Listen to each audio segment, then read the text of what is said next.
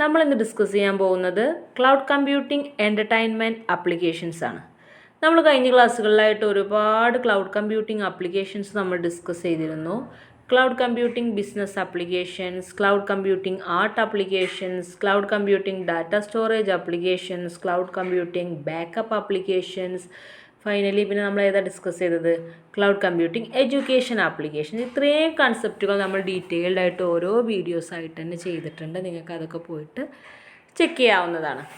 ഇനി നമ്മൾ എൻ്റർടൈൻമെൻറ്റ് ഫീൽഡിൽ എങ്ങനെയാണ് ക്ലൗഡ് കമ്പ്യൂട്ടിങ്ങിൻ്റെ ഒരു ഇൻറ്ററാക്ഷൻ വരുന്നത്, എത്രത്തോളമാണ് അത് നമ്മൾ എഫിഷ്യൻ്റ് ആക്കി മാറ്റുന്നതെന്നാണ് നമ്മളിനി ഡിസ്കസ് ചെയ്യാൻ പോകുന്നത്.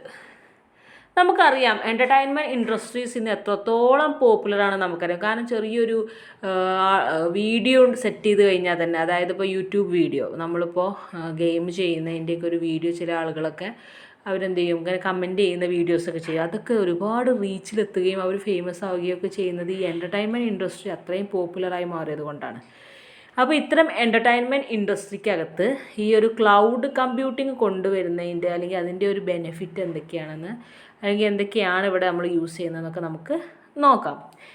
Entertainment industries use a multi cloud strategy to interact with the target audience. നമുക്കറിയാം അപ്പോൾ ഈ എൻ്റർടൈൻമെൻറ്റിൻ്റെ ഒരു പ്രത്യേകത എന്ന് പറഞ്ഞു കഴിഞ്ഞാൽ അവർ ഓഡിയൻസിനെ ടാർഗറ്റ് ചെയ്തുകൊണ്ടാണ് പെർഫോം ചെയ്യുന്നത്. അപ്പോൾ അവർക്ക് ഒരിക്കലും ഒരു സിംഗിൾ ക്ലൗഡ് കമ്പ്യൂട്ടിംഗ് എന്നതിനപ്പുറം മൾട്ടി ക്ലൗഡ് സ്ട്രാറ്റജി യൂസ് ചെയ്താൽ മാത്രമേ ഏറ്റവും ബെനിഫിറ്റായ രീതിയിൽ അവരുടെ ടാർഗറ്റ് ഓഡിയൻസുമായിട്ട് ഇൻ്ററാക്ട് ചെയ്യാൻ പറ്റുള്ളൂ. അതുകൊണ്ട് തന്നെ എൻ്റർടൈൻമെൻറ്റ് ഇൻഡസ്ട്രിക്കകത്ത് മൾട്ടി ക്ലൗഡ് സ്ട്രാറ്റജിയാണ് യൂസ് ചെയ്യുന്നത്. Cloud computing offers various entertainment applications such as online games, video conferencing. ഈ ക്ലൗഡ് കമ്പ്യൂട്ടിങ്ങിനകത്ത് അവർ ഒരുപാട് എൻ്റർടൈൻമെൻറ്റ് ആപ്ലിക്കേഷൻസ് അവർ ഓഫർ ചെയ്യുന്നുണ്ട്. മെയിനായിട്ട് ഓൺലൈൻ ഗെയിം, അതുപോലെ തന്നെ വീഡിയോ കോൺഫറൻസിങ്, ഇതിൻ്റെ കേസുകളിലാണ് അവർ കൂടുതൽ ഓഫേഴ്സ് കൊടുക്കുന്നത്. ഫസ്റ്റ് നമുക്ക് നോക്കാം ഓൺലൈൻ ഗെയിംസ്. ഓൺലൈൻ ഗെയിംസ് എന്നതിൻ്റെ ഏറ്റവും വലിയൊരു പ്രത്യേകത എന്താണെന്ന് വെച്ചാൽ ഒരാൾ ഒരിടത്തും മറ്റേ ഓപ്പോസ് ചെയ്യുന്ന ആൾ വേറെ ഇടത്തും നിന്ന് അവർക്ക് റിമോട്ട്ലി എന്ത് ചെയ്യാൻ കഴിയും, പെർഫോം ചെയ്യാനും അവരുടെ ഗെയിംസ് എൻജോയ് ചെയ്യാനും ആ ഒരു എൻ്റർടൈൻമെൻറ്റ് അവർക്ക് പോസിബിൾ ആവുകയും ചെയ്യും. Today cloud gaming become one of the most important entertainment media. ഇന്നത്തെ കാലത്ത് ക്ലൗഡ് ഗെയിമിങ്ങിന് അത്രയും ഒരു പോപ്പുലാരിറ്റി വന്നിട്ടുണ്ട്. It offers various online games that run remotely from the cloud. ഇതിനകത്ത് ഒരുപാട് ഓൺലൈൻ ഗെയിംസ് ഇവർ എന്ത് ചെയ്യുന്നുണ്ട്, റിമോട്ട്ലി സെറ്റ് ചെയ്ത് കൊടുത്തിട്ടുണ്ട്. അത് ഒരുപാട് ഓൺലൈൻ ഗെയിംസ് അവർ ഓഫർ ചെയ്യുന്നുണ്ട്. അങ്ങനെ ഓഫർ ചെയ്തിട്ടുള്ള കുറച്ച് ബെസ്റ്റ് ഗെയിമിംഗ് സർവീസസ് എന്തൊക്കെയാണെന്ന് നോക്കാം.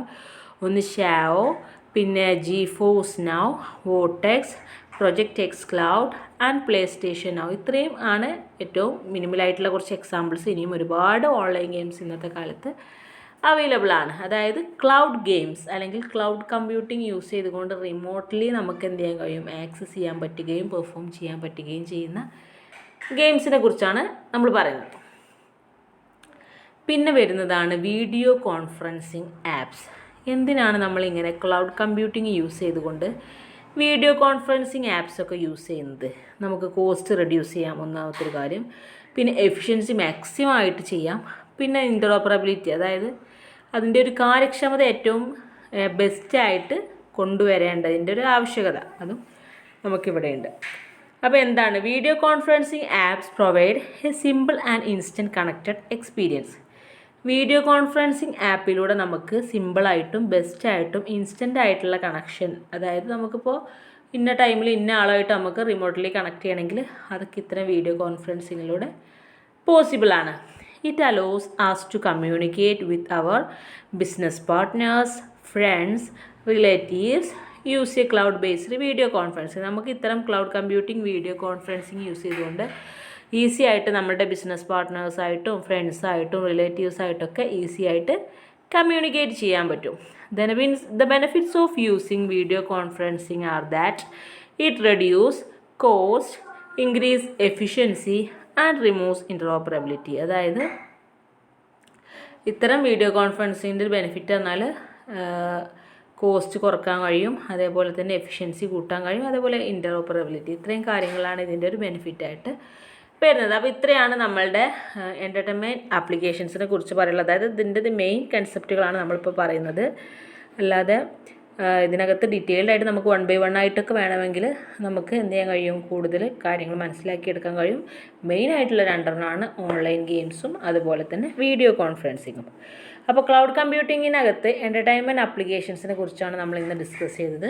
നമുക്കറിയാം എൻ്റർടൈൻമെൻറ്റ് ഏരിയ അല്ലെങ്കിൽ എൻ്റർടൈൻമെൻറ്റ് ഫീൽഡ് എന്ന് പറയുന്നത് ഇന്നത്തെ കാലത്ത് അത്രയും പോപ്പുലറാണ്. അതായത് ഒരുപാട് ആളുകൾ അതൊരു ജോബായിട്ട് തന്നെ യൂസ് ചെയ്യുന്നവരുണ്ട്.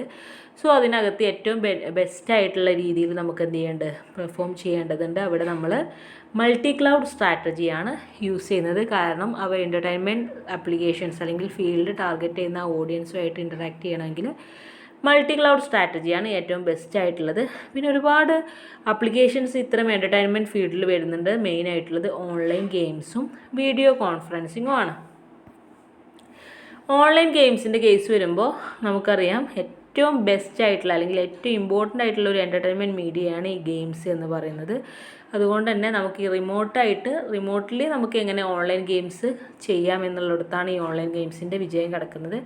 ഒരുപാട് എക്സാമ്പിൾസും ഇവിടെ പറയുന്നുണ്ട്. പിന്നെ വരുന്നതാണ് വീഡിയോ കോൺഫറൻസിങ്. വീഡിയോ കോൺഫറൻസിങ് എന്ന് പറഞ്ഞാൽ നമുക്ക് ഇൻസ്റ്റൻ്റ് ആയിട്ട് നമുക്ക് നമ്മളുടെ ബിസിനസ് പാർട്ട്ണറായിട്ടോ ഫ്രണ്ട്സോ ആയിട്ടോ റിലേറ്റീവ് ആയിട്ടോ ഒക്കെ എന്ത് ചെയ്യാൻ കഴിയും, കണക്ട് ചെയ്യാനും അവരുമായിട്ട് ഇൻറ്ററാക്ട് ചെയ്യാനും വീഡിയോ കോൺഫറൻസിങ് ത്രൂ കഴിയും. മാത്രമല്ല അത് ഏറ്റവും സിമ്പിളായിട്ടുള്ള ഒരു മെത്തേഡാണ് അവർ പ്രൊവൈഡ് ചെയ്യുന്നത്.